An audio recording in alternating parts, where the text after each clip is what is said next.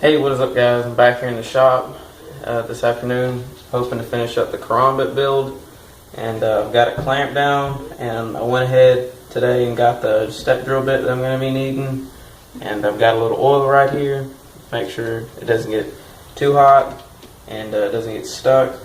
So I'm going to go ahead and drill it out, and then we'll move on to the next process.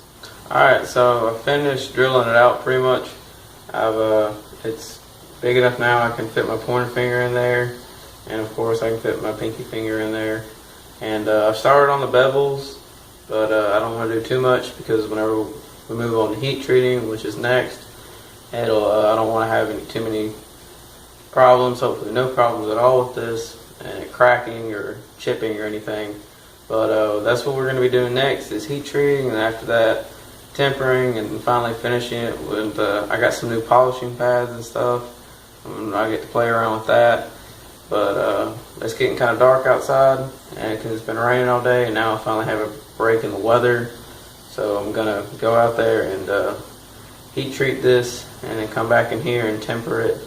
So we'll move on to that, and I'll see you in a bit. Alright, so this is a knife after the heat treating. It's footage from it, I'm afraid, is just going to be too dark for it to be put into the video, for anything to be seen actually and be useful. But now that it's heat treated, I'm going to clean it up and get it nice and shiny, and then put it into the toaster oven and for 400 degrees. And it kind of varies from what I've learned. It depends on the thickness, and this knife is pretty thin, so maybe just about an hour. We'll do 30 minutes and then we'll check, but it has to be, the rule of thumb is kind of a weedy gold color, so we'll try for that, make sure it looks nice and gold, then take it out and do the final cleanup job. Then we can do all the polishing and make it nice and pretty. But I don't think I'll get to do that all today, because I had other stuff I had to do, like getting the step drill bit, so and other stuff. I had to get a haircut and get ready for the week. So this video may be a little later than I intended, but I'd rather take my time and come out with something nice than rush up and then just have a horrible piece of crap not even worth making the whole video about. So I'm gonna clean it up and temper it, and we'll get that done tonight, but I may not get to the handle tonight, so see y'all after that. I've gotten it cleaned up, and I've got the set for 400 right there on the knob, 400, and I'm gonna set the timer for 30 minutes, and then I'm gonna check up on it, and then if it needs to set for another 30 until it reaches the gold color, then I will. But after that, clean it up and polish it and sharpen it all up, and then I'll be done with it for today. Alright, so I just got done cutting the wood slabs for the handle, and this is oak, and I went ahead and drilled the holes. I've just got some nails in there holding this together. What I'm going to do, I'm going to let my drill battery charge before we move on to polishing, because I've got to use my drill for that. And but while it's charging, I'm going to go ahead and cut the wood slabs to shape, and if it's still not charged yet, I might round a little bit, but I'm going to leave this unglued, and I'm just going to hold it together with the nails so I can take it off and cut it and shape it. But other than that, we're done with the holes, and we're done with all the forging and heating and stuff. So all we got to do now is get the handle on, polish it, and sharpen it, and we'll be done. So I'll see y'all in a bit.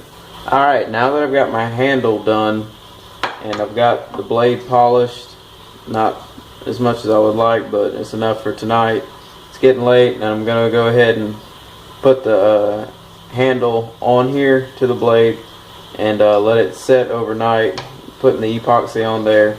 And like I said, I've already drilled the holes. I've roughed it up a little bit here. We're just going to mix the epoxy and just put this together and let it set overnight. So I'm going to do that, and I think I'll call it a night, and I'll just sharpen it and clean up the insides right here tomorrow afternoon, and it should be done.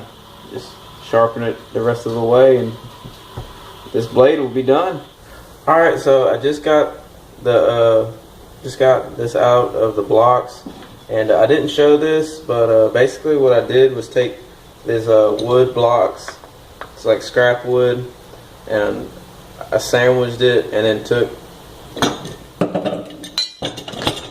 I took these two clamps and then clamped it in, and just let the epoxy set overnight, and just be a little careful. I mean, be generous with the epoxy, but don't have so much that it accidentally glue the handle to the block of wood, your scrap piece, because I did do that, and I had to hammer it off.